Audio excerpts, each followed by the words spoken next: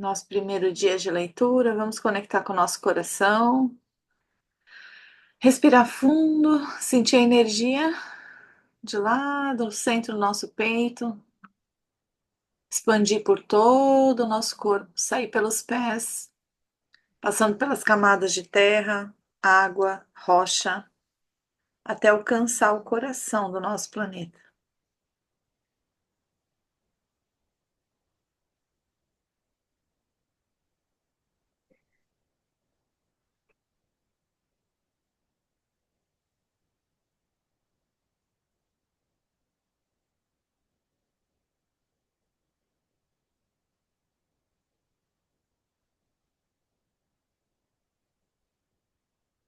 Se conecta com a energia desse coração, sente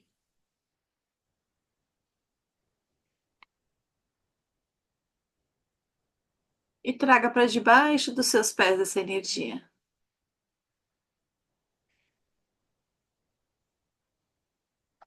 Sobe, percorre por todo o seu corpo, sai no topo da sua cabeça, formando uma linda bolha de luz.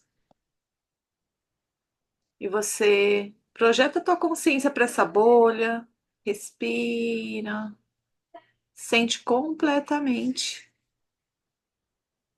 segura, seguro e vamos viajar.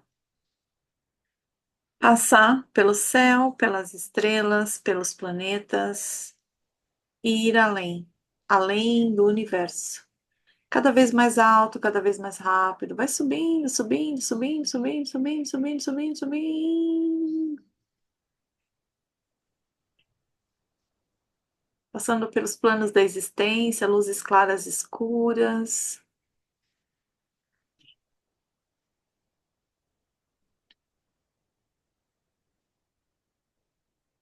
luzes douradas do quinto plano. E acessamos também uma linda camada rosa, que é a lei da compaixão, o sexto plano das leis.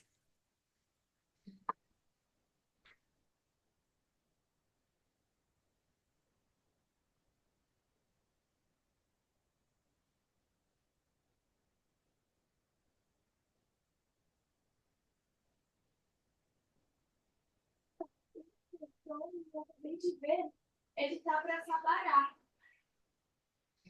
mas é. Essa luz rosa impulsiona a tua bolha para dentro de um lindo portal, o portal do sétimo plano, a casa de Deus, do Criador, de tudo que é.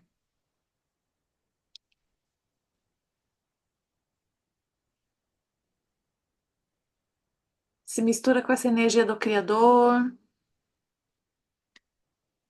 E eu peço permissão para você para fazer uma limpeza energética para liberar do seu campo tudo que impede você de absorver o conteúdo desse livro com leveza e amorosidade. Você aceita?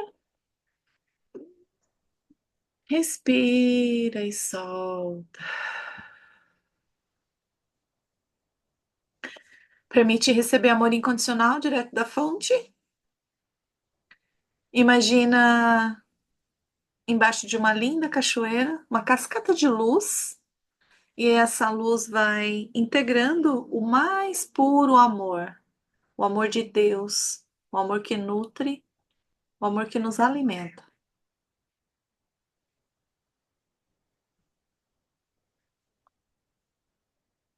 E embaixo dessa linda cachoeira, traz a gratidão para o seu peito, respira fundo e pode abrir os seus olhos para a gente começar a nossa leitura de hoje.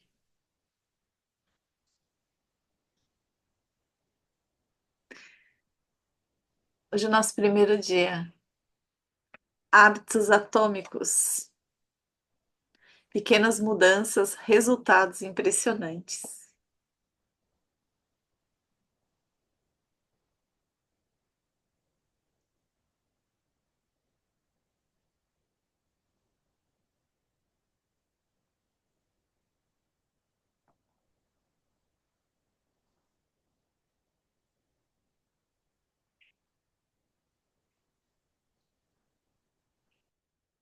Aqui ele dá uma referência que é hábito, uma rotina ou prática executada regularmente, uma resposta automática para uma situação específica. Atômico, uma quantidade extremamente pequena de uma coisa, a unidade irredutível de um sistema maior, a fonte de uma imensa energia ou poder. Aqui ele faz alguns agradecimentos, nós vamos passar os agradecimentos. Aqui tem os conteúdos.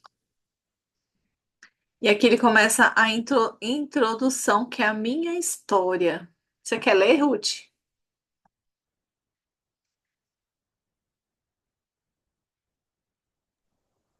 Posso ler a partir aqui do meu, que é. É diferente. Ah, boa. Não, vou ler o É teu. diferente? No Ah, não, último. então eu leio aqui, não tem problema, não. Achei que era igual. Então vamos lá. Vamos começar Não. na introdução. Eu leio aqui, pode deixar. É ter coisas diferentes. Tá, eu leio aqui, fique em paz.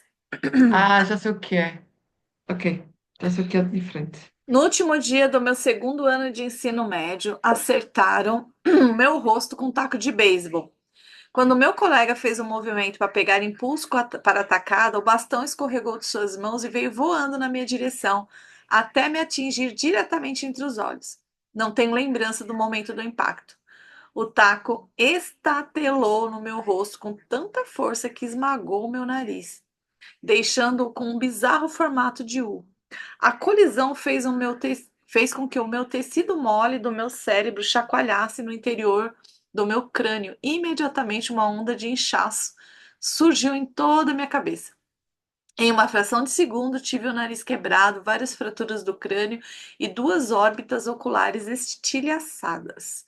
Quando abri os olhos, vi pessoas me encarando e correndo para ajudar. Olhei para baixo e notei manchas vermelhas nas minhas roupas. Um dos meus colegas me tirou a camisa e a entregou para mim. Eu a usei para conter o fluxo de sangue escorrendo em meu nariz quebrado. Chocado e confuso, eu não sabia da gravidade com que me ferira. Meu professor passou o braço em volta do meu ombro e começamos a longa caminhada até a enfermaria. Atravessamos o campo, descemos a colina e voltamos à escola. Mãos aleatórias apoiaram meu corpo, me mantendo na vertical. Caminhamos devagar, sem muita pressa. Ninguém percebia que cada minuto importava. Quando chegamos à sala da enfermeira, ela me fez uma série de perguntas. Em que ano estamos? 1998, respondi. Na verdade, era 2002. Quem é o presidente dos Estados Unidos? Bill Clinton, falei. A resposta correta era George Bush. Qual é o nome da sua mãe? Eu parei 10 segundos se passaram. Pat, falei casualmente, ignorando o fato de que tinha levado 10 segundos para lembrar o nome da minha mãe. Essa é a última pergunta que me lembro. Meu corpo era incapaz de lidar com o rápido inchaço do meu cérebro e eu perdi a consciência antes da chegada da ambulância. Minutos depois, fui transportado até o hospital local. Pouco depois de chegar, meu corpo começou a se desligar. Eu tinha dificuldade com as funções básicas, como engolir e respirar. Tive minha primeira convulsão do dia. Então parei de respirar completamente. Enquanto os médicos corriam para me fornecer oxigênio, também decidiram que o hospital local não estava equipado para lidar com a situação e requisitaram um helicóptero para me transferir para um hospital maior em Cincinnati. Saí da sala de emergência e fui em direção a ele ponto do outro lado da rua. A maca sacudia pela calçada esburacada enquanto uma enfermeira me empurrava e outra bombeava manualmente oxigênio. Minha mãe, que havia chegado ao hospital alguns momentos antes, subiu no helicóptero ao meu lado. Eu permaneci inconsciente, incapaz de respirar sozinha, enquanto ela segurava minha mão durante o voo. Enquanto minha mãe viajava comigo no helicóptero, meu pai foi para casa ver como estavam meu irmão e minha irmã e dar notícia para eles. Ele sufocou as lágrimas ao explicar para minha irmã que não poderia ir à sua formatura do ensino fundamental naquela noite. Depois de deixar meus irmãos aos cuidados de familiares e amigos, ele foi para o Cincinnati encontrar minha mãe. Quando minha mãe e eu pousamos no hospital, uma equipe de quase 20 médicos e enfermeiros correu para o heliponto e me levou para a unidade de trauma. A essa altura, o inchaço do meu cérebro havia se tornado tão grave que eu estava tendo repetidas convulsões pós-traumáticas. Meus ossos quebrados precisavam ser consertados, mas eu não estava em condições de ser submetido à cirurgia. Depois de outra convulsão, a terceira do dia, fui colocado em coma induzido em um ventilador. Em um ventilador, é isso mesmo. Meus pais já conheciam aquele hospital 10 anos antes, eles haviam entrado no mesmo prédio, no térreo. Depois que a minha irmã foi diagnosticada com leucemia aos 3 anos de idade, eu tinha 5 anos na época, meu irmão tinha 6 meses. Após 2 anos e meio de químio, punções na coluna vertebral e biópsias da médula óssea, minha irmãzinha finalmente saiu do hospital feliz, saudável e sem câncer. E agora, depois de 10 anos de vida normal, meus pais se encontravam no mesmo lugar com outro filho. Enquanto eu estava em coma, o hospital enviou um padre e um assistente social para consolar meus pais. Foi o mesmo padre que conversara com eles uma década antes, na noite em que descobriram que a minha irmã tinha câncer. Conforme o dia se desvanecia na noite, uma série de máquinas me manteve vivo. Meus pais dormiram inquietos em um colchão hospitalar. Em um momento, eles desabaram de cansaço e logo depois estavam completamente despertos e preocupados. Minha mãe me disse mais tarde: foi uma das piores noites da minha vida. Minha recuperação. Por um golpe de misericórdia, na manhã seguinte, minha respiração melhorou a ponto dos médicos se sentirem confortáveis, em me tirar do coma. Quando finalmente recuperei a consciência, descobri que havia perdido meu olfato. Como teste, uma enfermeira me pediu para suar o nariz e cheirar a caixa de suco de maçã. Meu olfato voltou, mas, para surpresa de todo, o ato de assoprar o nariz, o ar através das fraturas do meu olho o empurrou meu olho esquerdo para fora. Meu globo ocular saltou da órbita, mantido gente do céu, precariamente no lugar da minha pálpebra e pelo nervo óptico que o conectava ao meu cérebro. O oftalmo disse que meu olho gradualmente voltaria ao lugar à medida que o ar saísse, mas era difícil dizer quanto tempo isso levaria. A cirurgia foi agendada para uma semana depois, o que me permitiria mais tempo para a recuperação. Parecia que eu havia saído do lado perdedor da luta de boxe, mas fui liberado para deixar o hospital. Voltei para casa com o nariz quebrado, meia dúzia de fraturas faciais e um olho esquerdo inchado. Eu tô rindo não da situação, né, mas porque eu já li isso antes e cada vez que eu leio isso eu falo, meu Deus, esse cara aconteceu tudo com ele, tudo com ele. Mas agora eu não tô sofrendo para ler, ó. Os comandos do Teta Healing deu certo. Os meses seguintes foram difíceis. Parecia que tudo na minha vida estava em pausa. Tive diplopia por semanas. Literalmente não conseguia ver direito. Demorou mais de um mês, mas meu globo ocular acabou retornando ao devido lugar. Entre as convulsões e meus problemas de visão, foram 8 meses antes que pudesse dirigir um carro novamente. Na fisioterapia, praticava padrões motores básicos, como andar em linha reta. Estava determinada a não deixar a lesão me derrubar, mas houve mais do que alguns momentos em que me senti deprimido e subjugado. Fiquei dolorosamente ciente do longo caminho que ainda tinha pela frente. Quando voltei para o campo de beisebol um ano depois, o beisebol sempre foi uma parte importante da minha vida. Meu pai havia jogado na liga secundária pelo St. Louis Cardinals e eu também sonhava em jogar profissionalmente. Após meses de reabilitação, o que mais queria era voltar para o campo. Mas o meu retorno ao beisebol não foi tranquilo. Quando a temporada chegou, fui o único jogador júnior cortado do time do colégio. Fui rebaixado para jogar com os alunos do segundo ano no time júnior. Eu jogava desde os 4 anos e para alguém que havia gastado tanto tempo e esforço no esporte, ser cortado era humilhante. Ainda me lembro vividamente do dia em que isso aconteceu. Eu sentei no meu carro, chorei enquanto zapeava pelas estações de rádio, procurando desesperadamente por uma música que me fizesse sentir melhor. Que legal, o poder das músicas. Depois de um ano de determinação, consegui retornar ao time do colégio como sênior. mas raramente estava em campo. No total, joguei 11 ciclos de beisebol na liga colegial principal no ensino médio, pouco mais do que uma única partida. Apesar da minha carreira insonsa no ensino médio, eu ainda acreditava que poderia me tornar um ótimo jogador e sabia que para que as coisas melhorassem, era eu quem teria que fazer isso acontecer. A reviravolta veio 2 anos depois da lesão, quando comecei a cursar ensino superior na Denison University. Era um recomeço. E seria lá que eu descobriria o surpreendente poder dos pequenos hábitos. Como aprendi sobre hábitos? Frequentar a Denison University foi uma das melhores decisões da minha vida. Conquistei um bom lugar no time de beisebol, embora por ser calouro estivesse no final da lista de escalação, fiquei emocionado. Apesar do caos dos meus anos do ensino médio, consegui me tornar um atleta universitário. Eu não seria o titular do time de beisebol tão cedo, então me concentrei em colocar a minha vida em ordem. Enquanto meus colegas ficavam acordados até tarde e jogavam videogame, eu construía bons hábitos de sono e ia para a cama cedo todas as noites. No mundo bagunçado de um dormitório de faculdade, fiz questão de manter o meu quarto limpo e arrumado. Essas melhorias foram pequenas, mas me deram uma sensação de controle sobre minha vida. Comecei a me sentir confiante novamente, e essa crescente crença em mim mesmo invadiu a sala de aula enquanto eu aprimorava meus hábitos de estudo e conseguir obter notas altas durante o primeiro ano.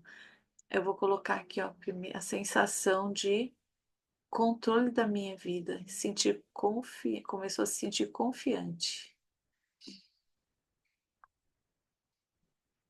Bons hábitos. Um hábito é uma rotina ou comportamento que é realizado regularmente e, em muitos casos, de modo automático. Conforme cada semestre passava, eu acumulava pequenos hábitos. Mas consistentes hábitos. Peraí.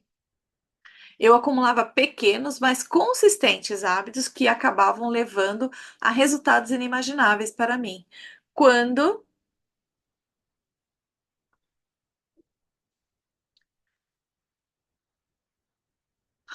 quando comecei, por exemplo, pela primeira vez em minha vida, criei o hábito de levantar pesos várias vezes por semana. E nos anos que se seguiram, meu corpo de 1,93 passou dos franzinos 77 para os esguios 90 quilos. Quando meu segundo ano chegou, ganhei um papel de iniciante na equipe de arremesso. No penúltimo ano, fui eleito capitão da equipe e no fim da temporada indicado para a equipe das estrelas do ano. Mas somente no último ano que meus hábitos de sono, estudo e treinamento de força realmente começaram a valer a pena. 6 anos depois de eu ter sido atingido no rosto com um taco de beisebol, levado para o hospital e colocado em coma, fui selecionado como o melhor atleta masculino da universidade e nomeado para a ESPN. Academy, uma honra concedida a apenas 33 jogadores em todo o país. Quando eu me formei, estava listado nos livros de registro da escola em 8 categorias diferentes. Naquele mesmo ano, recebi a maior honraria acadêmica da universidade, a medalha do reitor. Espero que me perdoem se isso soa pretensioso. Para ser honesto, não havia nada de lendário ou histórico na minha carreira atlética. Não cheguei a jogar profissionalmente. No entanto, analisando esses anos em retrospectiva, acredito ter conseguido algo igualmente raro, atingir todo o meu potencial. E acredito que os conceitos desse livro farão atingir o seu também. Todos nós enfrentamos desafios na vida. Essa lesão foi um dos meus, e a experiência me ensinou uma lição crucial. Mudanças que parecem pequenas e sem importância a princípio terão resultados notáveis se você estiver disposto a persistir nela por anos. Olha que interessante.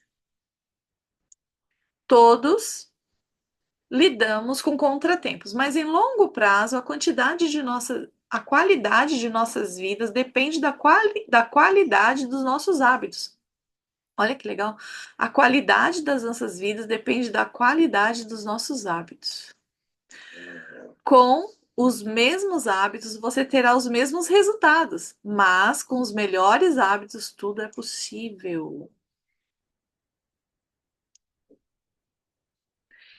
Talvez existam pessoas que consigam alcançar um sucesso incrível da noite para o dia. Não conheço ninguém assim, certamente não sou uma delas. Não houve um momento decisivo na minha jornada, do coma induzivo até o academic. América, houve muitos. Foi uma evolução gradual, uma longa série de pequenas vitórias e pequenas descobertas. A única maneira de eu fazer progresso, a única escolha que eu tinha era dar pequenos passos. E empreguei essa mesma estratégia alguns anos depois, quando comecei meu próprio negócio e comecei a trabalhar nesse livro. Pequenos passos. Step by step. Step by step. Peraí. Oh, baby. Não gosto mais dessa cor. Como e por que escrevi esse livro? Em novembro de 2012, comecei a publicar artigos no site James Clear. Durante anos, mantive notas sobre meus experimentos pessoais com hábitos e finalmente estava pronto para compartilhar alguns deles publicamente. Publicamente. Comecei publicando um novo artigo toda segunda e quinta. Em poucos meses, esse simples hábito de escrever levou aos meus primeiros 1.000 assinantes de e-mail. E no final de 2013, esse número havia crescido para mais de 30 mil pessoas. Em 2014, minha lista de e-mail aumentou para mais de 100 mil assinantes, o que fez dela uma das newsletters de maior crescimento da internet. Eu me sentia um impostor quando comecei a escrever 2 anos antes, mas agora eu estava me tornando conhecido como especialista em hábitos. Um novo rótulo que me empolgava, mas também me deixava desconfortável. Nunca havia me considerado um mestre do assunto, mas sim alguém que estava experimentando junto com os meus leitores. Em 2015, eu alcancei 200 mil assinantes de e-mail e assinei um contrato com a Penguin Random House, para começar a escrever o livro que você está lendo agora. Como meu público cresceu, o mesmo aconteceu com as minhas oportunidades de negócio. Fui cada vez mais solicitada a palestrar nas melhores empresas com a ciência da formação de hábitos, mudança de comportamento e melhoria contínua. Eu me vi proferindo palestras em conferências nos Estados Unidos e na Europa. Em 2016, meus artigos começaram a aparecer regularmente em grandes publicações como Time. Para meu espanto, o que eu escrevi foi lido por mais de 8 milhões de pessoas naquele ano. Treinadores da NFL, da NBA, da MLL começaram a ler meu trabalho e a compartilhar com as suas equipes. No início de 2017, lancei a Rabbits Academy, que se tornou a principal plataforma de treinamento para organizações e indivíduos interessados em construir melhores hábitos na vida e no trabalho. Empresas da Fortune e startups em crescimento começaram a inscrever seus líderes e treinar sua equipe. No total, mais de 10 mil líderes, gerentes, treinadores e professores se formaram na Rabbits Academy. Meu trabalho com eles me ensinou muito sobre o que é necessário para que os hábitos funcionem no mundo real. Ao dar os últimos retoques nesse livro em 2018, o site James Clear .com recebia milhões de visitantes por mês e quase 500 mil pessoas assinavam a newsletter semanal por e-mail. Um número que estava tão além das minhas expectativas quando comecei que nem sei direito o que pensar sobre isso. Como esse livro te beneficiará? Segundo o empresário investidor naval, para escrever um grande livro, você deve primeiro se tornar o livro. Meu conhecimento sobre as ideias mencionadas aqui nasceu da necessidade de vivenciá-las. Tive que contar com pequenos hábitos para me recuperar da lesão, ficar mais forte no ginásio, ter um alto nível de rendimento em campo, ser escritor, construir um negócio de sucesso e simplesmente me tornar um adulto responsável. Pequenos hábitos me ajudaram a alcançar o meu potencial e considerando que decidiu ler esse livro, acho que você também gostaria de alcançar o seu. Nas páginas seguintes, compartilho um plano passo a passo para construir hábitos melhores, não por dias ou semanas, mas por toda a vida. Embora a ciência fundamente tudo o que escrevi, este livro não é um trabalho de pesquisa acadêmica, é um manual de operação. Você encontrará sabedoria e conselhos práticos importantes enquanto explico a ciência de como criar e mudar seus hábitos, de uma maneira fácil de entender e aplicar. As áreas de conhecimento em que me baseio, biologia, neurociência, filosofia, psicologia e muito mais, existem há muitos anos. O que lhe ofereço é uma síntese das melhores ideias que pessoas inteligentes descobriram há muito tempo, bem como as descobertas mais convincentes recentemente feitas por cientistas. Minha contribuição, espero, é a de encontrar as ideias que mais importam e conectá-las de uma forma altamente prática. Qualquer informação sábia nessas páginas deve ser acreditada aos muitos especialistas que me precederam. Qualquer coisa tola suponha que seja erro meu. A espinha dorsal desse livro é o meu modelo de 4 passos de hábito: estímulo, desejo, resposta e recompensa.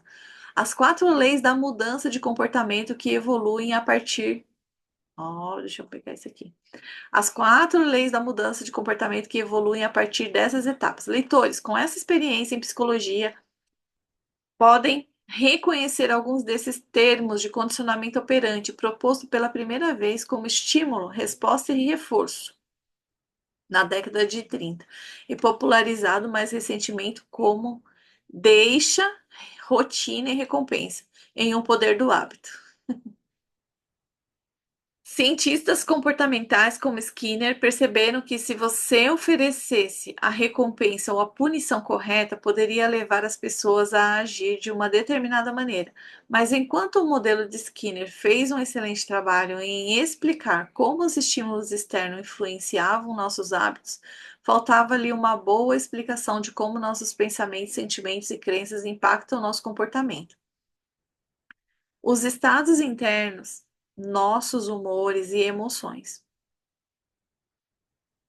também são importantes. Nas últimas décadas, os cientistas começaram a determinar a conexão entre nossos pensamentos, sentimentos e comportamentos. Começaram a determinar, ok. Essa pesquisa também é abordada nessas páginas. De modo global, a estrutura que ofereço é um modelo integrado das ciências cognitivas e comportamentais. Acredito que seja um dos primeiros modelos do comportamento humano a explicar uma decisão, a explicar com precisão tanto a influência dos estímulos externos quanto as emoções internas em nossos hábitos. Embora, isso aqui é interessante, né? O tanto que a influência dos estímulos externos quantas emoções afetam, né, os nossos hábitos, estímulos externos e internos. Embora um pouco da linguagem possa ser familiar, tenho certeza que os detalhes e as aplicações das 4 leis de mudança de comportamento oferecerão uma nova maneira de pensar sobre seus hábitos. O comportamento humano está sempre mudando, situação a situação, momento a momento, segundo a segundo. Mas esse livro trata do que não muda, trata dos fundamentos do comportamento humano, os princípios perenes em que você pode confiar ano após ano, as ideias em que pode alicerçar a construção de um negócio, de uma família ou da vida. Não existe um caminho certo para criar hábitos melhores, mas este livro descreve a melhor maneira que conheço, uma abordagem que será eficaz independente de onde você começar ou do que estiver tentando mudar.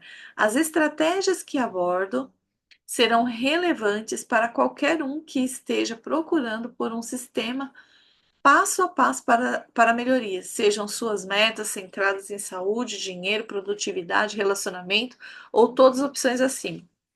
No que tange ao comportamento humano, este livro será o seu guia. Os fundamentos. Por que pequenas mudanças fazem grande diferença? O surpreendente poder dos hábitos atômicos. Começamos! O destino do ciclismo britânico mudou em um dia de 2003. A organização responsável pela regulamentação do ciclismo profissional na Grã-Bretanha contratara recentemente Dave como seu novo diretor de performance. Na época, ciclistas profissionais da Grã-Bretanha haviam suportado quase 100 anos de mediocridade. Desde 1909, ciclistas britânicos conquistaram apenas uma medalha de ouro nos Jogos Olímpicos e se saíram ainda pior na maior corrida do ciclismo, o Tour de France. Em 110 anos, nenhum ciclista britânico havia vencido o evento. Na verdade, o desempenho dos ciclistas britânicos era tão decepcionante que um dos principais fabricantes da Europa se recusou a vender bicicletas para a equipe porque temia que isso prejudicasse as vendas se outros profissionais vissem os britânicos usando seus equipamentos. Brailsford havia sido contratado para mudar o rumo do ciclismo britânico. O que o diferenciava dos treinadores anteriores era seu compromisso inabalável com uma estratégia que chamava de agregação de ganhos marginais, que era a filosofia de procurar por uma pequena margem de melhoria em tudo que você faz. Segundo Brailsford, todo o princípio surgiu da ideia de que se você dividir todas as ações que conseguir pensar como integrante da atividade de andar de bicicleta, em seguida melhorar 1% em cada uma delas, teria um aumento significativo ao colocar todas em ação. Brailsford e sua equipe começaram a fazer pequenos ajustes esperados em uma equipe profissional de ciclismo. Eles redesenharam os selins das bicicletas para torná-los mais confortáveis. Esfregaram álcool nos pneus para ganhar melhor aderência. Pediram aos ciclistas que usassem shorts aquecidos eletricamente sobre as bermudas de lycra para manter a temperatura muscular ideal e usaram sensores de biofeedback para monitorar como cada atleta respondia a determinado exercício. A equipe testou vários tecidos em um túnel de vento e fez com que seus ciclistas ao ar livre passassem a usar roupas de corrida indoor, que se mostraram mais leves e aerodinâmicas. Mas não parou por aí. Brailsford e sua equipe continuaram a encontrar possíveis melhorias de 1% em áreas negligenciadas e inesperadas. Eles testaram diferentes tipos de gel de massagem para ver qual deles levava a uma recuperação muscular mais rápida. Contrataram um cirurgião para ensinar a cada ciclista a melhor maneira de lavar as mãos para reduzir a chance de pegar um resfriado. Determinaram o tipo de travesseiro e colchão que proporcionava a melhor noite de sono para cada atleta. Até pintaram o interior do caminhão da equipe de branco, o que ajudava a identificar pontos de poeira que normalmente passariam despercebidos, mas poderiam prejudicar o desempenho das bicicletas precisamente ajustadas. Com essas e centenas de outras pequenas melhorias se acumularam, os resultados foram mais rápidos do que se poderia imaginar. Apenas 5 anos após Belfort assumir, a equipe britânica dominou os eventos de ciclismo de estrada e pista nos Jogos Olímpicos de 2008 em Pequim, onde conquistou impressionantes 60% das medalhas de ouro.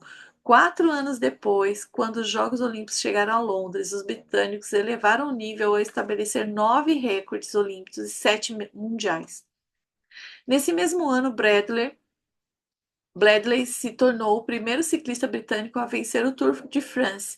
No ano seguinte, seu companheiro de equipe Chris venceu a corrida e voltaria a vencer 2015, 16 e 17, dando à equipe britânica 5 vitórias no Tour de France em 6 anos. Durante um período de 10 anos, de 2007 a 2017, os ciclistas britânicos conquistaram 178 campeonatos mundiais e 66 medalhas de ouro olímpicas ou paralímpicas e conquistaram 5 vitórias de Tour de France, que é considerada a corrida mais bem-sucedida na história do ciclismo. Como isso aconteceu? Como atletas comuns se transformaram em campeões mundiais com pequenas mudanças que, à primeira vista, parecem fazer uma diferença modesta, na melhor das hipóteses, porque pequenas melhorias se acumulam em resultados tão notáveis e como você pode replicar essa abordagem na sua própria vida? Porque os hábitos fazem a diferença. Hábitos fazem diferença. É muito fácil superestimar a importância de um momento decisivo e subestimar o valor das pequenas melhorias diárias. Muitas vezes nos convencemos de que um grande sucesso requer uma grande ação.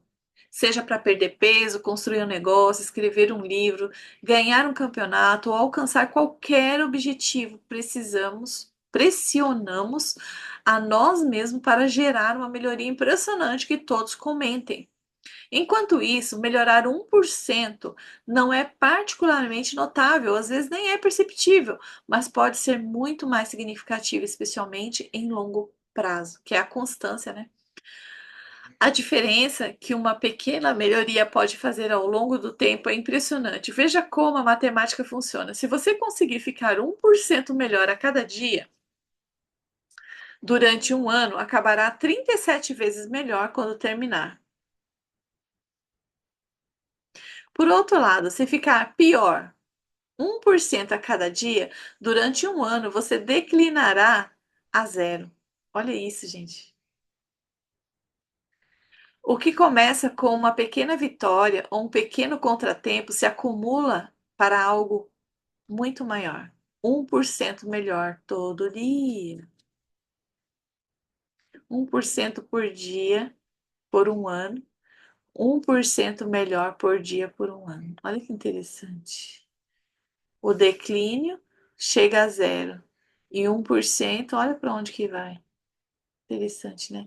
Os efeitos de pequenos hábitos se acumulam com o tempo. Por exemplo, se você conseguir se tornar apenas 1% melhor por dia, acabará com resultados aproximadamente 37 vezes melhores depois de um ano. Isso é muito legal.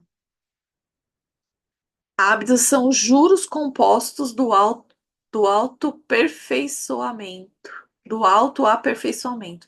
Da mesma forma que o dinheiro se multiplica com juros compostos, os efeitos de seus hábitos se multiplicam à medida que você os repete. Eles parecem fazer pouca diferença em um dia isoladamente, e ainda assim o impacto que provocam ao longo dos meses e anos pode ser enorme. Somente 2, 5 ou 10 anos depois é que o valor dos bons hábitos e o custo dos maus hábitos tornam-se evidentes. Esse pode ser um conceito difícil de avaliar no cotidiano. Muitas vezes desprezamos as pequenas mudanças porque não parecem importar muito no momento. Se economizar um pouco de dinheiro agora, você ainda não será milionário. Se for para a academia 3 dias seguidos, ainda estará fora de forma. Se estudar mandarim por 1 hora esta noite, não aprenderá o idioma. Nós fazemos algumas mudanças, mas o resultado nunca aparece em vir rapidamente. Então voltamos para as rotinas anteriores. Infelizmente, o ritmo lento da transformação também facilita que o mau hábito volte. Se você comer um alimento não muito saudável hoje, a balança não se move muito. Se trabalhar até tarde, ignorar sua família, ela o perdoará. Se procrastinar e deixar o seu projeto para amanhã, normalmente haverá tempo para construí-lo mais tarde. Uma única decisão é fácil de ignorar, mas quando repetimos 1% de erro, dia após dia, reproduzindo más decisões, duplicando pequenos erros e racionalizando pequenas desculpas, as pequenas escolhas viram resultados tóxicos. É o acúmulo de muitos erros, um declínio de 1% aqui e ali, que em algum momento gera problemas. O impacto criado por uma mudança em seus hábitos é semelhante ao efeito de mudar a rota de um avião em apenas alguns graus. Nossa! Imagine que você está voltando de Los Angeles para Nova York. Se um piloto ajustar a direção 3,5 graus ao sul, você aterrissará em Washington em vez de Nova York. Uma mudança tão pequena é imperceptível na decolagem. O nariz do avião se move poucos metros, mas Quando essa distância é aplicada por toda a extensão dos Estados Unidos, a viagem termina a quilômetros de distância. Da mesma forma, uma ligeira mudança em seus hábitos diários pode direcionar sua vida para um destino muito diferente. Fazer uma escolha que seja 1% melhor ou pior parece insignificante no momento, mas ao longo dos momentos que compõem a vida toda, essas escolhas determinam a diferença entre quem é e quem poderia ser. Olha só, essas escolhas determina a diferença entre quem é e quem poderia ser. O sucesso é o resultado de hábitos diários, não transformações únicas na vida. Muito legal.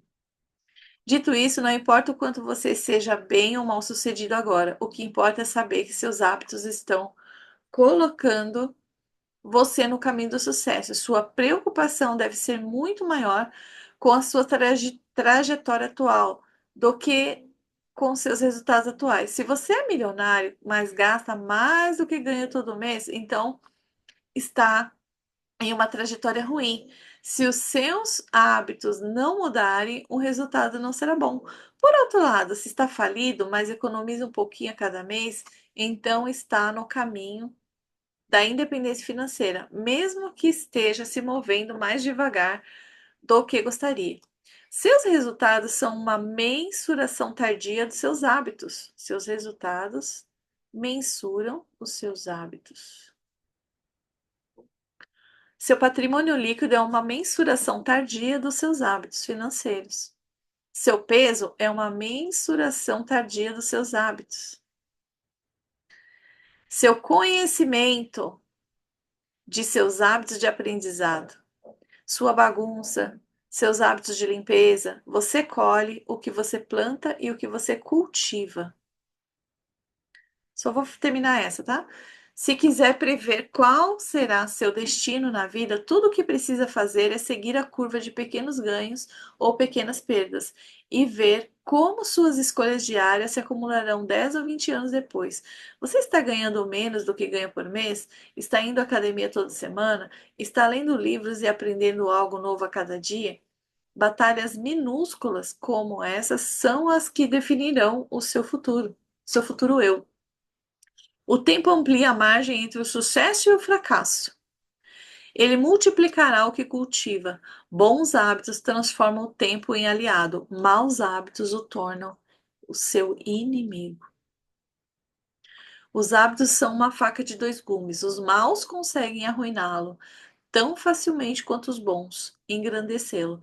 E é por isso que entender os detalhes é essencial. Você precisa saber como os hábitos funcionam e como projetá-los ao seu gosto, para que possa evitar a face perigosa da lâmina. Acúmulos positivos, acúmulos negativos. Seus hábitos podem se acumular a seu favor contra você. Acúmulo positivo. Acúmulo de produtividade. Realizar uma tarefa extra é um pequeno feito em qualquer dia, mas conta muito ao longo de toda a carreira. O efeito de automatizar uma tarefa antiga ou dominar uma nova habilidade pode ser ainda maior. Quanto mais tarefas você puder realizar sem pensar, mais seu cérebro estará livre para se concentrar em outras áreas.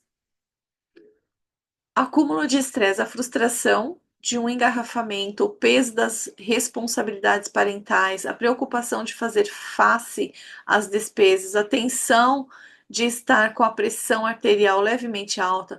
Por si só, essas causas comuns de estresse são gerenciáveis, mas quando persistem por anos, pequenos estresses se transformam em sérios problemas de saúde.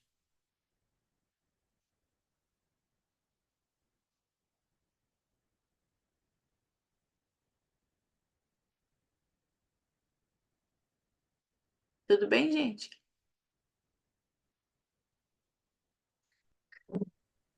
Tudo. Eu tô dirigindo, tá? Precisei sair, que eu vou trabalhar, tá bom? Mas Ah, eu tô acompanhando aqui. tá bom. Nossa, foi muito legal, né? 1% todo dia. Eu acho que eu poderia ter pulado a parte do.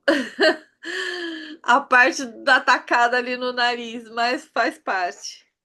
É, Achei muito legal, muito interessante. 1% todo dia é o que o Pablo fala o tempo todo, né? Seja melhor 1% todos os dias. Um Estava a ler o livro, pouquinho. estava a ver algumas falas do Tiago, né? Tiago, conta aí os teus micro-resultados. A soma dos micro-resultados é a soma um é o por resultado cento grande. É verdade. Quanta gente que realmente larga as coisas por não conseguir fazer do jeito que tem que fazer, né? Eu tinha um grupo de caminhada aqui no meu condomínio que a gente caminhava todo dia. E a gente fazia 1 hora todos os dias. Aí depois, ai, não dá, vou fazer só 40 minutos. Aí eu tava fazer só 30 minutos. Ah, 30 minutos eu nem vou. Mas 30 minutos todo dia faz diferença, né? E aí acabou que o grupo parou porque realmente ninguém queria ficar só meia hora, porque era o tempo que a gente conseguia, né? Todos os dias junto. Acabou que o grupo acabou, mas eu continuo com esse hábito. Eu acho que é melhor 30 minutos do que nada, né? É o que a gente Uhum. tem, é 30 minutos. Mas faz parte. Então, vamos receber aqui alguns downloads que o criador me mandou enquanto a gente estava lendo. Eu vou parar aqui na página 32. Feche seus olhos, respire fundo, menos se você estiver dirigindo. Conecte com o seu coração agora.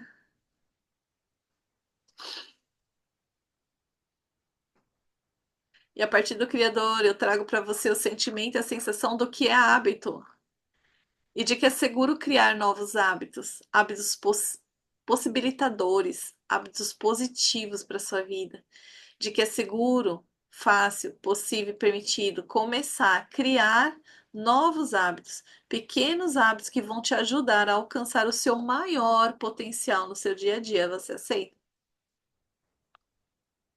Respira.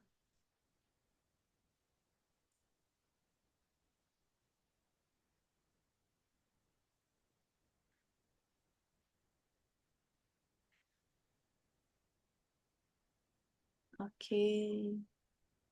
Permite trazer para você o sentimento, a sensação de que pequenas mudanças fazem uma grande diferença e que você já sabe criar pequenos hábitos que vão fazer uma grande diferença, uma grande transformação na sua vida a partir de agora. Que você sabe ser 1% melhor todos os dias da sua vida. Aceita? Respira fundo. Gratidão, Criador, por essa conexão. Gratidão pela canalização desse livro, por esse autor maravilhoso. Gratidão pela conexão com essas palavras, com esse conhecimento, com essa sabedoria desse autor. Gratidão a tudo que somos, tudo que fomos e tudo que poderemos vir a ser a partir da consciência desse livro. Gratidão, Criador. Gratidão, meus amores. Vamos começar nossa semana. Que seja uma semana abençoada, maravilhosa. Será? Um beijo. Até a próxima. Tchau, tchau.